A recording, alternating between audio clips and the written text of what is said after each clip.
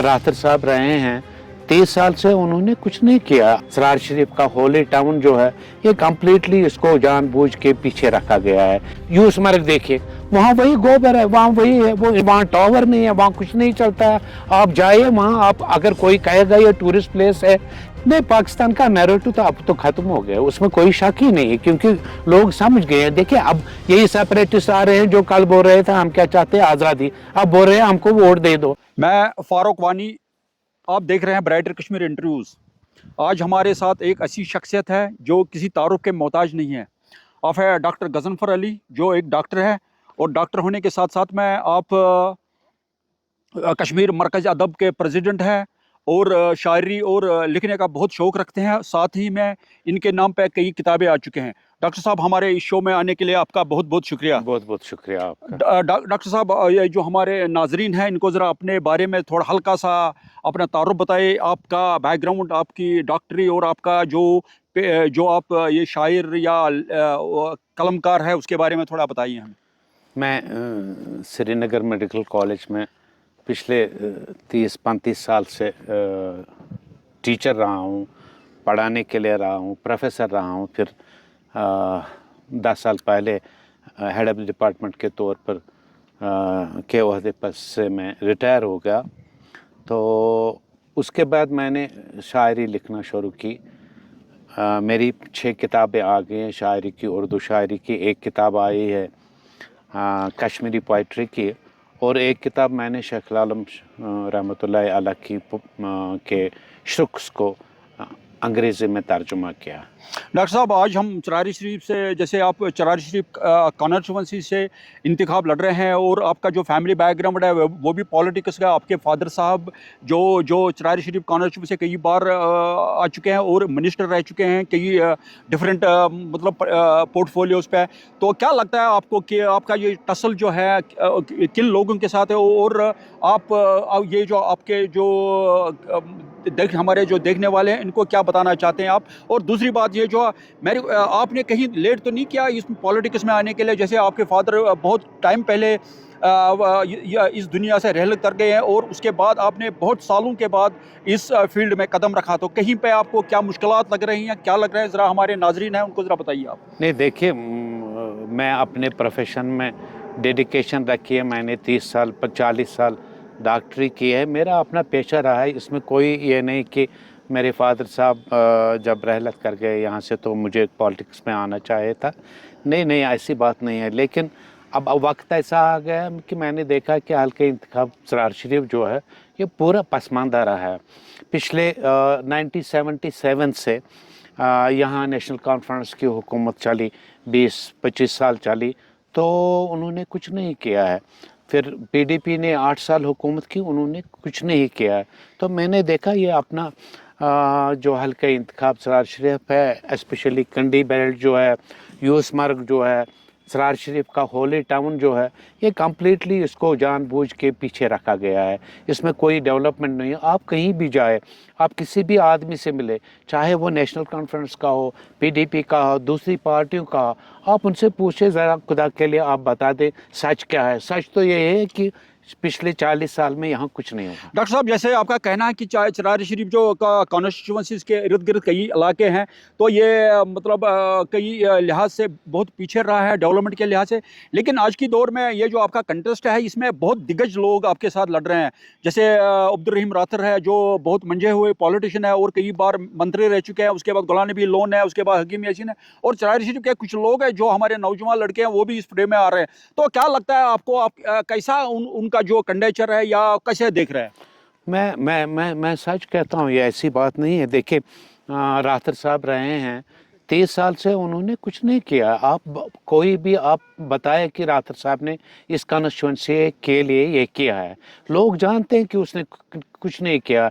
मैंने अभी पूरा कंडी बेल्ट में मैंने उसको पदयात्रा किया, घर घर गया मैं लोगों के पास। सबका यही कहना है कि 30 साल में उन्होंने नहीं किया। सबका यही कहना है कि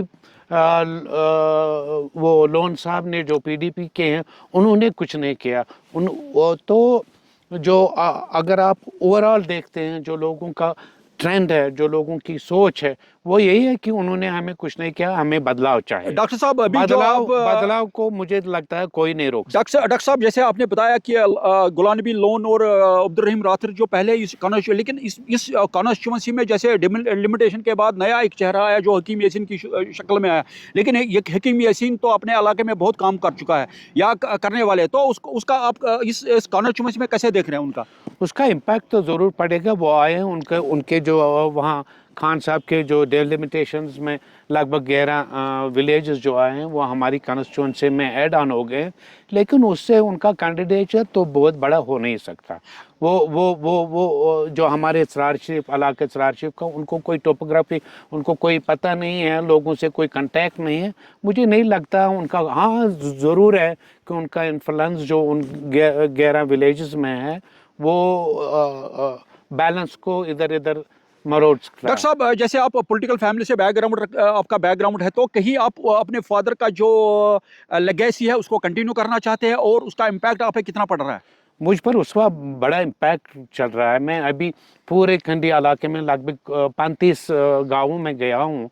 हर जगह यही कहते हैं। मैं एक एग्जाम्पल देता हूँ। सपोज मैं फुटलीपोरा गया, मेरे लिए नया इलाका है, मैं गया वहाँ बैठा, 50-60 लोग आ गए एक मीटिंग में, एक जगह सारे महलों के आए, जो लोग कॉमन मैन भी थे और दूसरे जो इन्फ्लुएंशियल लोग वो भी थे। उनकी एक ही बात थी कि 38 साल में यहाँ कुछ नहीं हुआ। उस एक गांव की मैं मिसाल देता हूँ, कुछ नहीं हुआ। 2 चीज़ें हुई हैं, एक बिजली आई है, एक सड़क आई है, और वो आपके मरहूम कोयम साहब की देन है जो जिसके वक्त में वो 2 चीज़ें आए, उसके बाद कोई। तो इसी तरह बहुत सारे इलाकों में मुझे अपने फादर का अक्स मिलता है, उनके कामों का इम्पैक्ट मेरे पर डेफिनेटली पड़ा। डॉक्टर साहब जैसे आपने फरमाया कि ये चरार शरीफ कॉन्स्टिट्यूंसी बहुत बिछड़ी एक ऐसी कॉन्स्टिट्यूंसी है, लेकिन इसका जो भी हो रहा है वो अलमदार के नाम से हो रहा है, और जो यहाँ पे उनकी रेस्टिंग प्लेस है। लेकिन क्या आपके पास कौन सा एजेंडा रहेगा जो आप कल को जीत के आएंगे, तो उसके लिए आपका मतलब कौन सा एजेंडा आपके पास कौन सा मोटो रहेगा कि इस टाउन को अपलिफ्ट करने के लिए या इस होल एरिया को जो भी इसमें इलाके रहे हैं? देखिए फारूक साहब, आप भी सरार शरीफ के रहने वाले हैं, आप बड़े एमिनेंट जर्नलिस्ट हैं। आप देखिए सरार शरीफ जो 40 साल पहले था, 50 साल पहले था, जब मैं छोटा था, वैसा का वैसा है। मुझे लगता है ये उससे भी पीछे हो गया है। देखिए आप एक बताए जो यहाँ हुआ, हाँ होली श्राइन है, उसके बाद कुछ नहीं। खानका की बिल्डिंग है, बनाई थी वक्फ ने, 41 करोड़ रुपए उसका बजट था। अब देखिए 5 साल से उसकी सेकंड स्टोरी बंद है क्योंकि खान का अनसेफ है।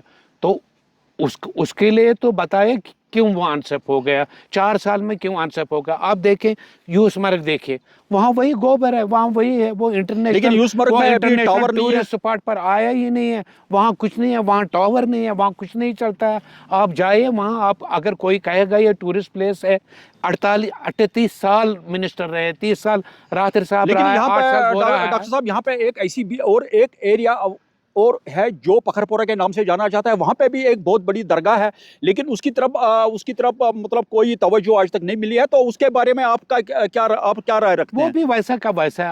आप बराबर यहाँ से जाए, अगर आप पूरा स्ट्रिप लेंगे जो वहाँ बाहर से मिलता है, उधर बातकुलू से जाके लोलीपोरा और आगे, आप देखें पूरे 40 विलेजेस में मैं गया, घर घर गया हूँ, कोई डेवलपमेंट कहीं नहीं हुई है, उसमें शक ही नहीं है। डॉक्टर साहब लास्ट क्वेश्चन जो आपसे मैं पूछना चाहता हूं, आज के दौर में जो सेपरेटिस्ट लोग पॉलिटिक्स में आ रहे हैं और जो जमात इस्लामी के लोग इसमें आ रहे हैं, तो उसके बारे में क्या राय रखते हैं? क्या इनका जो डेमोक्रेसी को स्ट्रेंथ करने के लिए आ रहे हैं, या इनका एक जो गवर्नमेंट ऑफ इंडिया आगे जाके, या जो इलेक्टोरल है उनका जो गवर्नमेंट ऑफ इंडिया आगे जाके इंटरनेशनल कम्युनिटी में एक स्ट्रांग मैसेज आएगी कि यहाँ पे सेपरेटिज्म का दौर खत्म है और सेपरेटिज्म इलेक्शन लड़ रहे हैं? उसके बाद में जो मतलब जमात इस्लामी के लोग जो पहले इसको बाइकआउट कर रहे थे, इसको गलत तरीके से देख रहे थे यहाँ पे, तो उसके बारे में डॉक्टर साहब क्या कह रहे हैं आप? ये बहुत अच्छी बात है कि जो सेपरेटिस्ट कल तक एक बात बोल रहे थे आज मेन स्ट्रीम में आ गए, बहुत अच्छी बात है। हम तो पहले से मेन स्ट्रीम थे, वो बीच में भटक गए थे। लेकिन एक बात तो ज़रूर है, वो अगर पॉलिटिक्स में आया, उनको लोगों को सोचना चाहिए कि उन्होंने क्या दिया है और आगे क्या देने वाला है। जिन्होंने मौत दी, जिन्होंने जवानों को मरवाया, जिन्होंने गलत नारे दिए, वही अब मेन स्ट्रीम पॉलिटिक्स में आए, उनको कैसे लोग वोट दे सकते? मैं तो नहीं समझता। लेकिन डॉक्टर साहब जैसे आपने फरमाया कि ये सेपरेटिज्म, ये इनको वोट कैसे, लेकिन पाकिस्तान का, आपका पाकिस्तान का जो नैरेटिव था उसको कितना दचका मिला है, वो जरा वो तो बताइए हमें। नहीं, पाकिस्तान का नैरेटिव तो अब तो खत्म हो गया, उसमें कोई शक ही नहीं है, क्योंकि लोग समझ गए हैं। देखिए, अब यही सेपरेटिस्ट आ रहे हैं जो कल बोल रहे थे हम क्या चाहते हैं, आज़ादी, अब बोल रहे हैं हमको वोट दे दो। अब किस लिए? वो इसका मतलब है दुगलापन इनका खत्म हो गया। हाँ, उनका दुगलापन खत्म हो गया, अब लोगों के पास आ रहे हैं।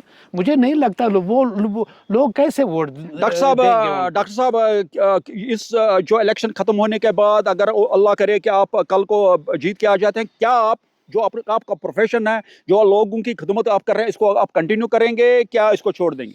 नहीं नहीं, वो तो मेरा प्रोफेशन है। मैंने 40 साल ज़िंदगी के 50 साल उसमें डेडिकेट किए हैं, वो तो मैं चालू रखूँगा। और ये दूसरी बात है, मैं तो सचमुच सरार शरीफ की जो पसमानदगी है, सरार शरीफ इलाके की जो पसमानदगी है, और जो यूथ है जो सब्सटेंस अब्यूज़ कर रहे हैं, जिसको हम कह रहे हैं आम लैंग्वेज में ड्रग एडिक्शन हो गई है, सब्सटेंस अब्यूज़ जो चल रही है, वो उसको तो देखना पड़ेगा। ये बहुत नीड ऑफ द आवर है। हमारी लड़कियां, हमारे लड़के घरों में बैठे हैं, एमडी करके, एमटेक करके, पीएचडी करके वो घरों में बैठे हैं, कोई नहीं है यहाँ, इंडस्ट्री नहीं है, कुछ नहीं है।